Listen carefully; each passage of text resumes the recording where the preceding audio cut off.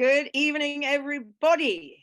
I hope you're all on there because we know lots of you have signed up for this, and with every good reason, because I cannot believe our luck that we have the two major architects of our Tokyo gold medal. Remember, the first team gold medal in nearly half a century, 49 years, with us tonight to discuss cross country. We have Chris Bartle and we have Dickie Waygood, and we are honored. Thank you both for coming in. So we've got so much to talk about, and we will talk a lot cross country because that's my, as you know, my passion, as well as I know a fascination and passion for both of you. But we really can't go any further without remembering Tokyo and that gold medal, team gold medal. And I'd love to ask you, and I'd love to ask you first, Chris, what you felt was the ingredient that gave you that gold medal, and not how marvelous your riders were, because they've been marvelous at every Olympics up until whenever they finally got the gold medal. So I just wonder if you have a sort of a feeling of what it was that got you over the line first. I mean, that's a very difficult question to answer because there are so many aspects to it. Yes, we went there believing that we could. We had, the riders obviously in great form, very good riders with horses that were in top form. The organisation that went behind it in getting the horses and the riders there and everything, the team behind the team was absolutely, the best you could have had. And so, yeah, going there with that belief was the most important starting point. You've got to go to anywhere and saying, yes, we can. And then after that, it's about, as I often say, come away from it saying that we did everything we planned to do, stuck to the system, and then the rest, in a sense, is out of your control. But we did go there with confidence that we could do this. And of course, then, each member of the team really delivered. And Dickie, what's your take on that? Yeah, so it's quite a hard question because there's so many working parts and there's so many things that influence the sort of outcome. But I think first of all, it started probably January 2017 when Chris and I stood in front of a large group of riders and sort of explained our philosophy. And to sum it up in that lovely sort of poem or whatever you call it, is life's battles don't always go to the stronger or the faster man or woman, but they normally go to the person who thinks they can, who believes. So that point that Chris made is that belief bit was absolutely fundamental, but that wasn't just for the athletes, it was for the staff as well, because the influence that the staff can have on a positive environment and outcome. And then when people feel confident, then, as Chris said, they stick to the system, stick to the process, and invariably then the outcome will look after itself. But the main thing is that they can come away from it and look themselves in the eye and say, we've given it our best shot. And that is so important. And I felt so much for you at the World Championships this year at Protoni, because I felt that the confidence was there, the unbelievable preparation to the point where the horses were flown there rather than a long road trip. And I mean, you lost by nothing of a mark. And that's so hard to deal with when people have done their best. How do you, because being able to deal with, if you like it, failure is every bit as important as being able to deal with success. So how did you, Dickie, help them through that feeling that we didn't make it this time? I think, it's another good question. I mean, there's certainly that bit with some of the riders need the space and they will work it out for themselves. And, at the end of the day, you're only as good as your last gig. And but I've felt that the positives from that is that we've been on an incredible run. It's very, very hard to, when people say to me they're living the dream or we've made it, then in my mind they're stagnating and not moving forward. So it's given us a real chance to really evolve again and go out attacking the Europeans and most importantly Paris. So it's given us a good half halt, if you want to call it that, to reevaluate, evolve, and then push hard again. So the positives, those are the positives out of it. Chris, anything to add to that? Well, no, very well said. Everything you've said there. I mean, I have to say, as a competitive person, whether it be in back in the day when I was not a has-been as I am now, and now in my role as a coach and so on, I get as frustrated as I ever did when we don't come back with a win and analyze and think it through. And I always say failure motivates, and at the end of the day, it's given us a bit of a kick up and we've analysed individually the performances, and we know, as I said before, we know we can, and we've just got to look at it in terms of a new competition, a new preparation. We've got Europeans coming up, obviously, this year, a very good stepping stone to next year, Paris 2024. And so, we'll be making sure we leave no stone unturned in terms of preparing riders, preparing horses, preparing everything that goes around them to be able to go out there on the big stage again, as we did in Tokyo, with that belief.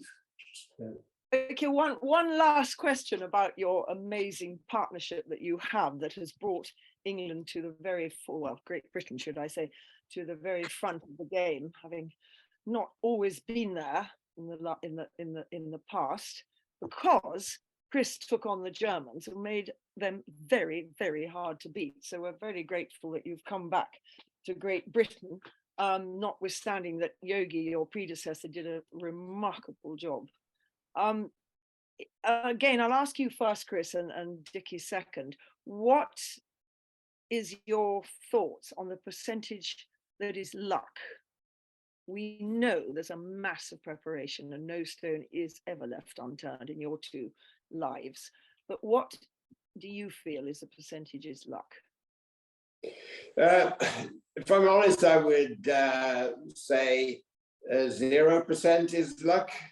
You're dealt a set of cards, whether you're playing a game, cards or whatever, and you play with those cards to the best of your ability to produce a winning result with the cards that you've got. And if you say that it's down to luck, then in effect you're sort of saying it's out of your control. Well, I'm not a believer in that. I think that if we really play the cards that we've been given in the best possible way, then we are always in the game. And as we said before, it's a belief matter and sticking to the system matter. So for me, it's I'll interject between the two of you to say that as I got lucky enough to knock up a few badminton wins, I did think quite a considerable part of it was luck. And the wind just blew my way 6 flipping times, and how lucky was that? But Dickie, what's your thoughts? I do think that you're doing yourself injustice there, because at the end of the day, you got your results because you made it happen on the day with some superstar horses and some ordinary horses, and that you can't take that away from your performances. So there was still luck. Tell us, Dickie, what your thoughts are. I mean, look at what people were saying when we did the draw in Tokyo as an example of luck. That was bad luck, everyone said. But, to be drawn second, rubbish. It was great. You just immediately turned it on its head and say, right, we lead from the front and get out there and get on with it. And that was the type of attitude that we absolutely had while we were there. So you could say it was luck that we were drawn second, because we had an opportunist moment to make of it and just head down and get on, and don't worry about what everyone else is doing. You can only worry about the controllables. Yeah. So I'm very much with Chris with luck. People say you make it, so we work hard. no stone unturned, and you develop that culture, that environment, that philosophy. Winning becomes a habit. But as long as you keep evolving, it's when you stagnate that your luck runs out, in my mind. And if you have a bad day in the office, as we said before, you've stuck to the system, as Chris would call it, you've stuck to the rules, and it doesn't come off that day, then you can look yourself in the eye. But if you come away from a competition and you've broken the rules, you haven't stuck to the system, then it's quite hard to look yourself in the eye. And that can take a long time for an athlete to get over the fact that they've, under pressure, they haven't stuck to the system. Yeah, very fascinating. So to bring us more into the real world, because only 3 people made it to that Olympic team out of the whole of the country, and indeed the world, only 3 representatives from each country make it to the Olympics. Just to give us a little bit of a scale, because you teach the less experienced as well as the Olympians, what proportion of training riders at the top end as compared to the still learning end or beginning end, what proportion of training them is training their skills or helping them choose their attitude? Dickie, if you want to start with, if you understand my question, is it a sliding scale for the less experienced people? You teach more skill and less the mind, and then it comes the opposite at the end? How does it work? Well, you said about attitude, what do they say? Attitude determines your altitude. So, that positive attitude, that was cheesy, but, it's a good saying. I mean, the first and foremost, and I talk about this a lot, you only need enough technical skills to get the job done. Yeah. And I'm sure I've shared this on this webinar before. So, let's talk about a horse, for example. If the fence is 3 feet high, they only need to clear it by 3 feet and half an inch. If the fence is 6 feet high, they only need to clear it by 6 feet and half an inch. So they only need enough technical skills to get the job done.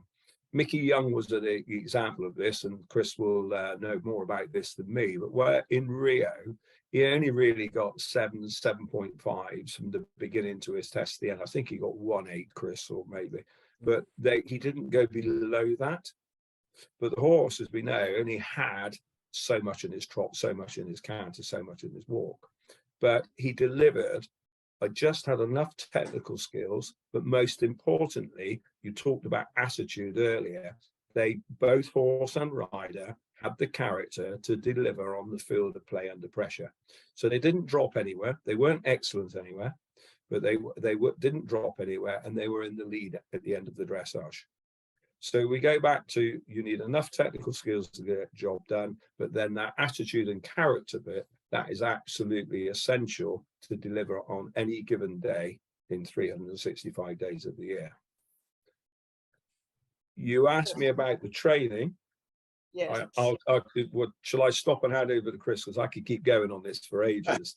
Do you want to talk about the training? I'd love to hear about the training. Yeah. So with the training, you heard Chris talk earlier about repetition and and practicing. But at the end of the day, if you do not understand the basics and have the basics right at the very beginning, you can train all you want, but you've got nothing to fall back onto when things go slightly wrong. And once you have the basics right, that creates your system.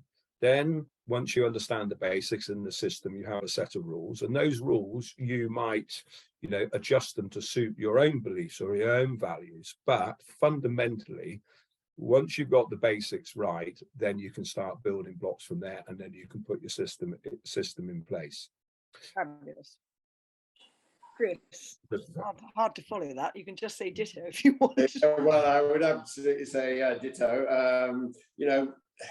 And I teach, and you do, and Dickie does. We're lucky enough to teach, or teach is the wrong word, work with the riders at the very top of the sport, Olympic level and championship level, and so on. And we're fortunate enough in that group of riders that we work with they are like sponges. They are looking all the time to develop their skills, to learn a bit more, to think a bit more about training their horses and so on. So we work in a great environment. But equally, when I have riders coming who are, not so experienced, relative beginners, you might say. At the moment, I've got a kid for the 2 days staying with me, and I'm not that experienced at teaching children at the age of 13.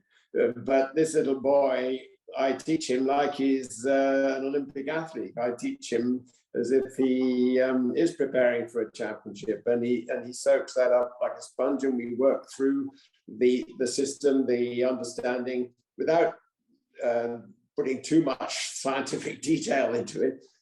We keep it as simple as possible. Of 1, 2, 3. I always say, do things by numbers. Keep the numbers as few as possible, and then you can gradually add one more number, one more letter to the alphabet, as it were, as you go along, but start with it simple.